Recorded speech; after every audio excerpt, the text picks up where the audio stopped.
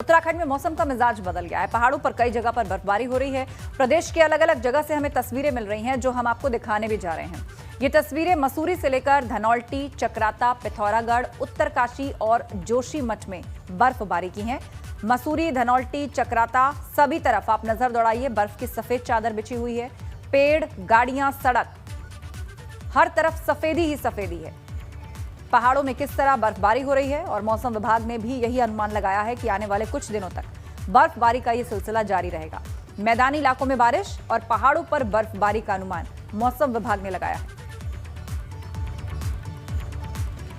उधर मौसम के करवट लेने के साथ पहाड़ों में बर्फ की सफेद चादर बिछी नजर आ रही है। यमुना घाटी के ऊंचाई वाले इलाकों में बर्फबारी हुई है तो निचले इलाकों में बर्फबारी की वजह से सर्दी बढ़ गई है। तो ये यमुना घाटी की तस्वीरें हैं। मौसम का मिजाज किस तरह बदला, जबरदस्त स्नोफॉल यहां पर हुआ है। यमुना घाटी में भारी बर्फबारी हुई है और निचले इलाकों में उसके कारण ठंड बढ़ गई है। लोग अलाव का सहारा लेते नजर आ रहे हैं, ठंड से बचने के अलग अलग उपाय कर रहे हैं।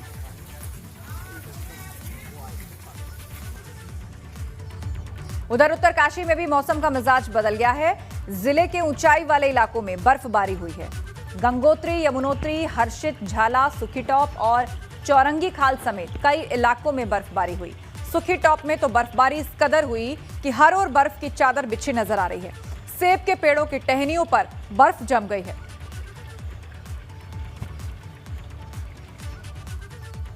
उधर बद्रीनाथ धाम में भी बर्फबारी हो रही है। बर्फबारी के बाद बद्री धाम में हर तरफ बर्फ ही बर्फ नजर आ रही है। हालांकि फिलहाल बद्रीनाथ धाम के कपाट बंद है। सिर्फ कुछ सुरक्षाकर्मी हैं बद्रीनाथ धाम के अंदर जो मौजूद हैं। पारा गिरने से बद्री धाम में सर्दी बढ़ गई है। और अब रानीखेत की तस्वीरें आपको दिखाते हैं जहां चौबटिया में साल की पहली स्नोफॉल हुई है। चौबटिया में बर्फ की सफेद चादर बिछी हुई है। कार से लेकर सड़क तक हर जगह बर्फ ही बर्फ देखी जा सकती है।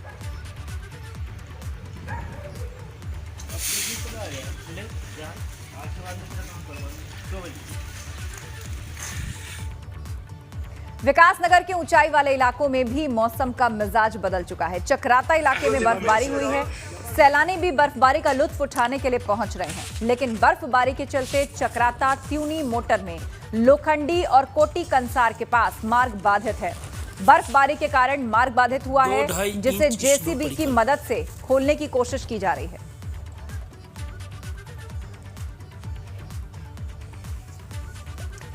तो दो तस्वीरें हम आपको दिखा रहे हैं। लुत्फ लेने के लिए एक तरफ सैलानी पहुंच रहे हैं, स्नोफॉल का आनंद उठा रहे हैं, तो चक्राता त्यूनी मार्ग बाधित हो गया है, जिससे यातायात का आना जाना वहां पर बंद है। जेसीबी से बर्फ को हटाकर मार्ग खोलने की कोशिशें लगातार जारी हैं, लेकिन बर्फबारी का सिलसिला थम नहीं रहा। उधर पहाड़ों की रानी के नाम से मशहूर मसूरी में भी मौसम बदल गया है। मसूरी के लाल टिब्बा में बर्फबारी हुई है और बर्फबारी की वजह से एक तरफ मसूरी घूमने पहुंचे सैलानियों के चेहरे खिल उठे हैं, वहीं दूसरी तरफ इससे स्थानीय व्यापारी भी खुश हैं। इस सीजन में मसूरी में ज्यादा बर्फबारी नहीं हुई है, लेकिन इस बर्फबारी के बाद सैलानियों की मुराद पूरी हो गई है और वो खूब सेल्फी ले रहे हैं।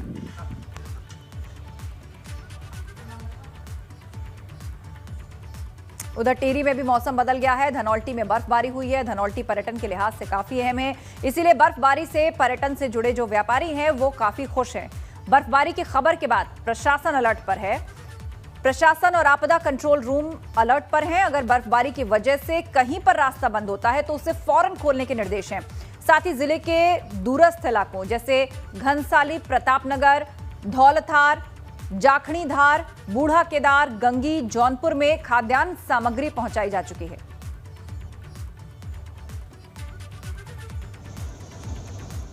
उधर जोशीमठ में भी मौसम का मिजाज बदल गया है। औली में बर्फबारी हो रही है। औली में इन दिनों वैसे ही पर्यटकों की काफी भीड़ है और बर्फबारी के बाद तो ये भीड़ और ज्यादा बढ़ गई है। औली में करीब 1 फीट तक बर्फ जमा है। सैलानियों को जैसे तैसे बर्फबारी की खबर लग रही है तो वो औली का रुख कर रहे हैं।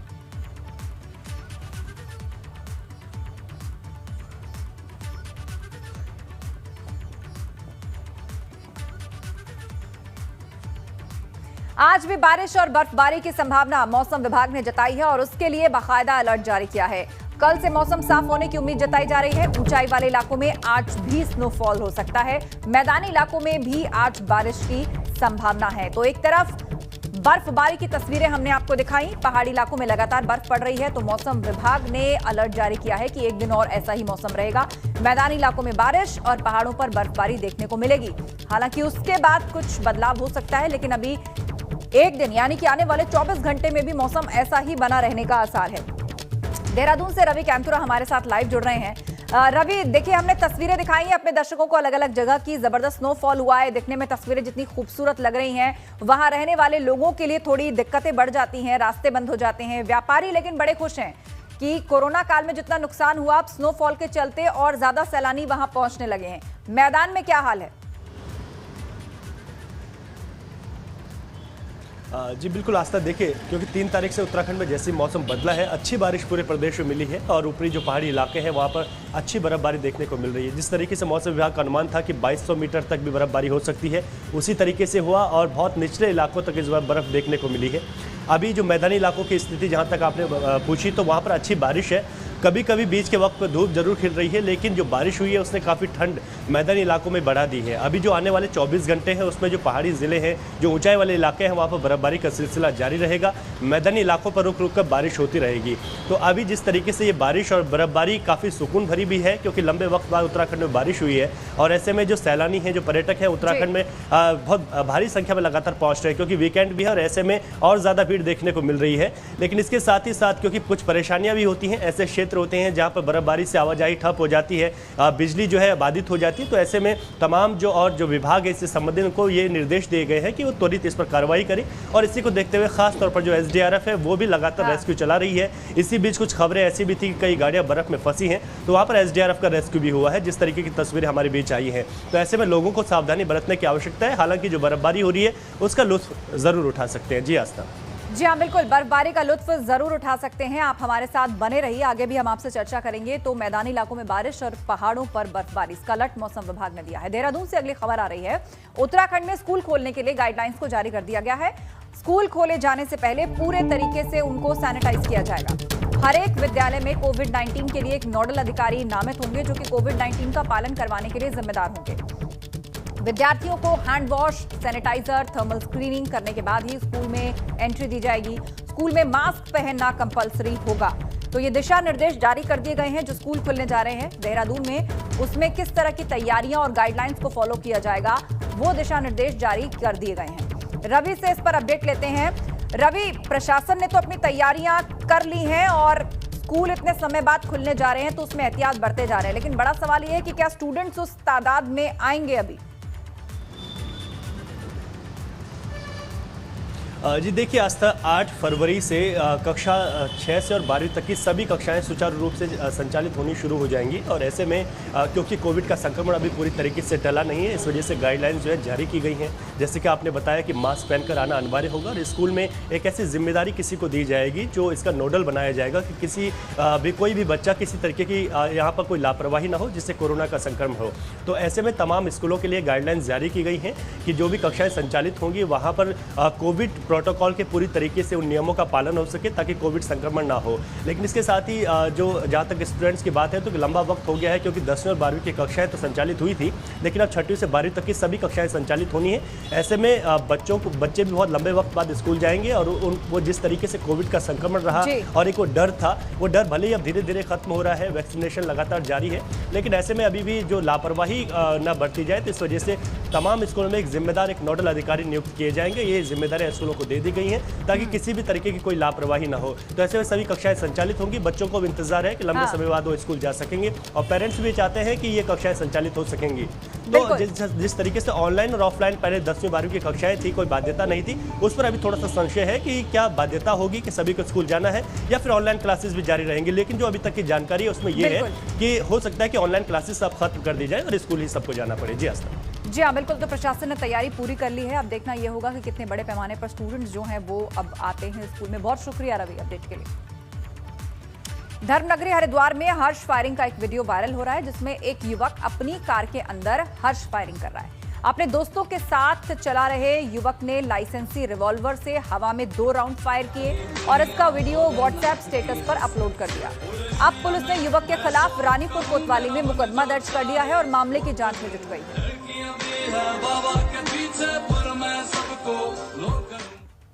तो ये वो वीडियो है, हर्ष फायरिंग का ये वीडियो वायरल हो रहा है, जिसमें ये युवक न केवल गाड़ी में बैठकर 2 राउंड फायर करता है, इस वीडियो को बनाकर अपने व्हाट्सएप स्टेटस पर अपलोड भी कर देता है।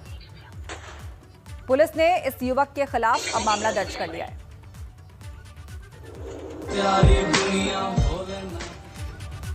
उधर भारत नेपाल को जोड़ने वाले सभी अंतर्राष्ट्रीय झूला पुल आज से सामान्य आवाजाही के लिए खोल दिए जाएंगे, जिससे सीमावर्ती लोगों को राहत मिलेगी।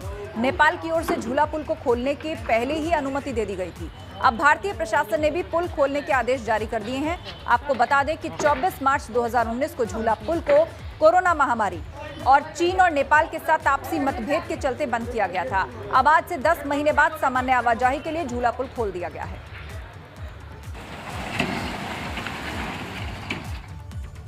वहीं सीएम त्रिवेंद्र रावत रुद्रप्रयाग के दौरे पर रहे। अपने दौरे के दौरान सीएम ने सबसे पहले मां काली के मंदिर जाकर पूजा अर्चना की। इसके बाद सीएम ने काली गंगा एक जल विद्युत परियोजना का लोकार्पण किया।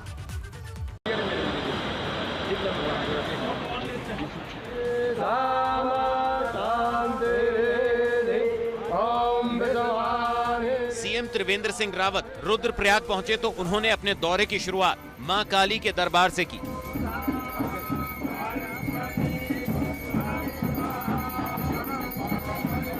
सीएम त्रिवेंद्र रावत काली मठ मंदिर पहुंचे, जहां मुख्यमंत्री ने आधे घंटे तक पूजा अर्चना की। इस दौरान सीएम ने देश की सुख समृद्धि की कामना की।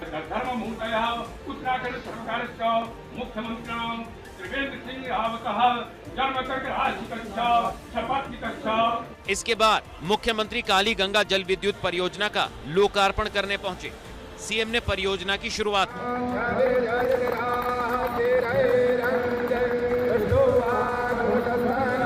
मुख्यमंत्री ने कहा कि 2013 की आपदा के दौरान केदार घाटी में काफी नुकसान हुआ था, मगर अब केदार घाटी इससे धीरे धीरे उबर रही है। 2013 की आपदा के बाद हमारे बहुत बड़ा नुकसान उत्तराखंड में हुआ था, जैसे सब लोगों को जानकारी है। लेकिन बीजेवीएनएल ने अपने बेहतर कुशलता से इस प्रोजेक्ट को आज फिर खड़ा कर दिया है और जिससे हमारी 4 मेगावाट बिजली जनरेट हो रही है। जहाँ इससे हमको ग्रीन एनर्जी मिलेगी, वहीं कुछ लोगों को इससे रोज़गार भी मिलेगा। हमारे पास बिजली होगी तो बिजली से कुछ उद्योग भी चलेंगे, लोगों को अच्छी विद्युत सेवाएं मिलेंगी। 2013 की आपदा के दौरान काली गंगा परियोजना को काफी नुकसान पहुंचा था। परियोजना के अधिकारियों का कहना है कि इसके शुरू होने से इलाके के लोगों को काफी फायदा होगा। विद्युत उत्पादन हम चूँकि राजकीय उपक्रम है, तो हम राजकीय उपक्रम यूपीसीएल को ही ये विद्युत का विक्रय कर रहे हैं और ये सारी विद्युत यूपीसीएल में जा रही है। और यूपीसीएल के माध्यम से जो आसपास के गांव हैं, जैसे कि कोटमा और चौमासी, इन सब गाँव में जो विद्युत का जो फ्लक्चुएशन हो जाता था, वोल्टेज में जो फ्लक्चुएशन हो जाता है, वो भी अब कम हो जाएंगे। जो ब्रेकडाउन्स हो जाते थे वो भी कम हो जाएंगे। तो आसपास के गांव में बहुत अच्छी विद्युत आपूर्ति प्राप्त होगी। अपने दौरे के दौरान मुख्यमंत्री ने लोगों को भरोसा दिया कि इलाके की समस्याओं को दूर करने के लिए गंभीरता से काम किया जाएगा। मुख्यमंत्री ने कहा कि सरकार 4 धामों के विकास के लिए प्राथमिकता से काम कर रही है। एबीपी गंगा के लिए रुद्रप्रयाग से रोहित डिमरी की रिपोर्ट।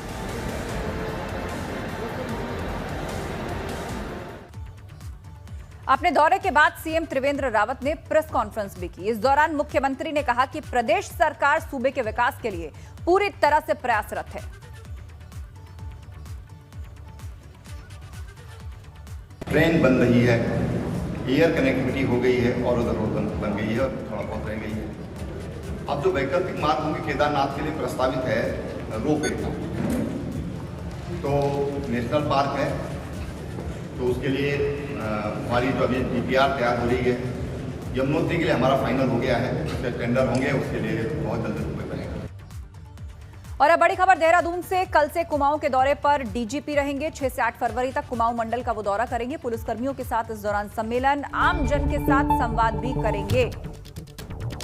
देहरादून कल से कुमाऊं के दौरे पर हैं उत्तराखंड के डीजीपी अशोक कुमार। 6 से 8 फरवरी तक कुमाऊं मंडल का वो दौरा करेंगे और अपने इस दौरे के दौरान वो पुलिस कर्मियों के सम्मेलन में शामिल होंगे। इसके अलावा आम लोगों से संवाद भी करेंगे, आम जनता से संवाद भी स्थापित करेंगे और उनका फीडबैक जानेंगे।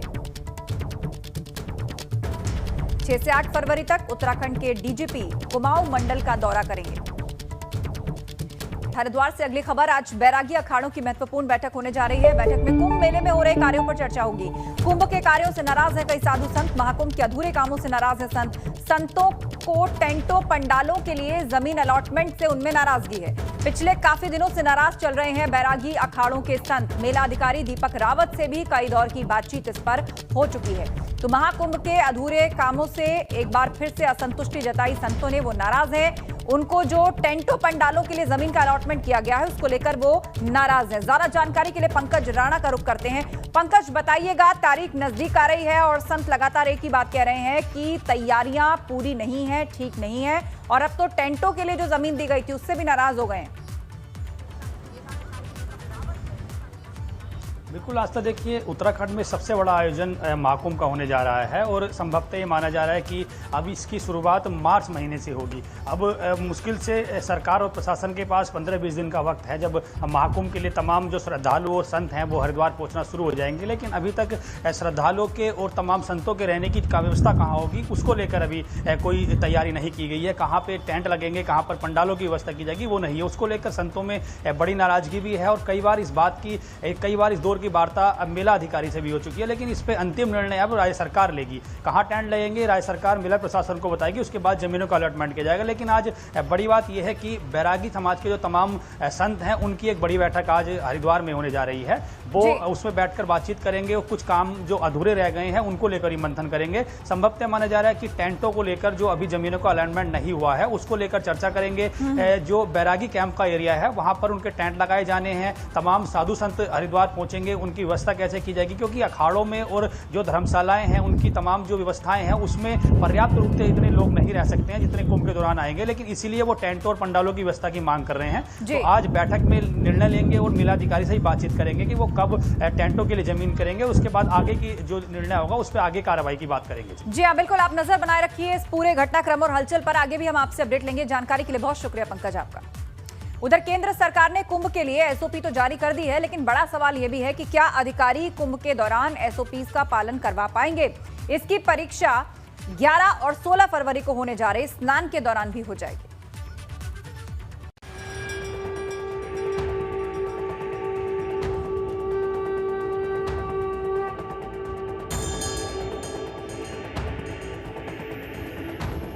हरिद्वार में महाकुंभ होने जा रहा। कुंभ से पहले ही धर्म नगरी में चहल पहल काफी बढ़ गई। कुंभ इतना बड़ा धार्मिक आयोजन है कि इसमें हिंदू धर्म के लोग एक बार स्नान करना जरूर चाहते हैं।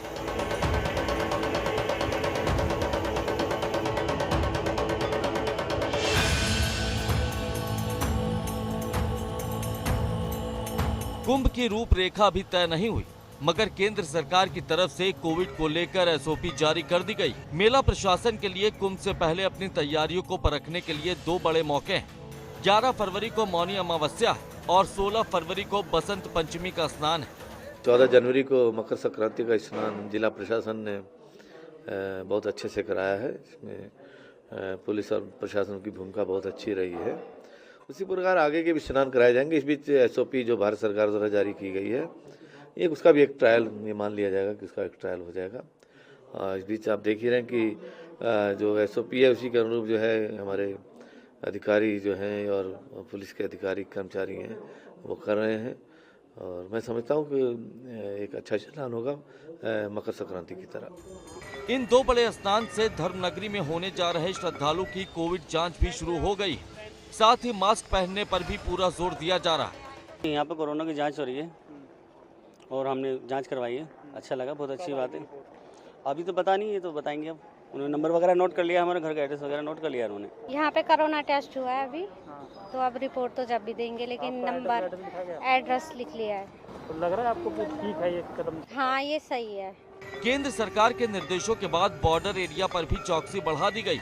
स्नान आने से पहले ही चौकसी और बढ़ाई जाएगी। लगातार हमारे इसमें चेकिंग चल रहा है। जैसा कोई सिचुएशन जैसा डिमांड करता है, जैसा मान लीजिए जैसा अभी स्नान का दौरान जो है भीड़ का बढ़ाव होगा या कोई विशेष कार्यक्रम है, उसका हिसाब से जो है हम फोर्स का थोड़ा बॉर्डर चेक पॉइंट्स में बढ़ा के और बेहतर चेकिंग हम करा रहे हैं।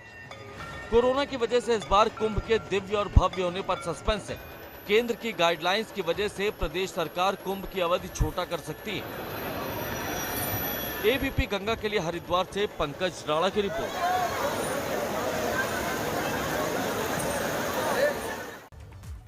और बड़ी खबर, उत्तरकाशी से 12 लोगों को रेस्क्यू किया गया है। एसडीआरएफ की टीम ने 12 लोगों को रेस्क्यू किया है। दरअसल ये सभी लोग बर्फबारी के बीच में फंसे हुए थे, जिन्हें सकुशल वहां से निकाल लिया गया है। 1 दर्जन लोगों को एसडीआरएफ ने रेस्क्यू किया। बर्फ में फंस गए थे, बर्फबारी के दौरान रास्ते ब्लॉक हो गए थे और ये सभी लोग बीच में ही फंस गए थे। एक बड़ा गाड़ी बस और किस तरह से इन सभी लोगों को वहां से निकाला गया, रेस्क्यू करवाकर लाया गया। उत्तरकाशी में 12 लोग फंस गए थे बर्फबारी के बीच में, उनको एसडीआरएफ की टीम ने रेस्क्यू कराकर वहां से निकाल लिया है। एक बड़ा गाड़ी